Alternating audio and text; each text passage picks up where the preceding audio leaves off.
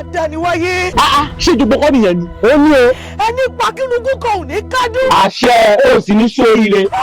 Bẹ́ẹ̀ ni. Kí ìmúra ṣe fún yín. Kí n tún ní ẹlẹ́pọ̀ èké orúkọ àmọ̀ pọ̀wọ́ ló pàbúrò rẹ̀. Èmi. Bẹ́ẹ̀ ni ìwọ. Kí ìṣe wá pàbúrò ẹ̀yà kan ṣoṣo tí mo ní. Ayé má nìkan ò níwọ̀n tá a rí níbi tó ti fògùn náà lẹ́gbẹ̀ẹ́ odò lánàá. Gbẹ́nu rẹ̀ dákẹ́.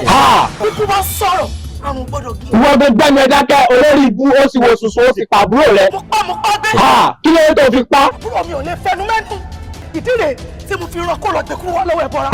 Ọmọ ọlọ́mọ. Ẹ̀mí mọ́ làbúrò mi. Ìgbà tó wá jẹ́wọ́ ló ní kọ́. Àrà tó bá wọlé ló lè fowó rẹ̀ gbà. Bó fẹ́ bó kọ̀ ó jèrè iṣẹ́ kàwọ́ rẹ̀. Dógbó ò ní ṣoríire. Kà dá fún wọn náà. Ayé má nìka o. Ayé má nìka o níwọ̀n tá a rí níbi tó ti fògùn náà lẹ́gbẹ̀ẹ́ lánàá. Ayé má nìka o níwọ̀n tá a rí níbi tó. Ayé má nìka o níwọ̀n tá a rí níbi tó ti.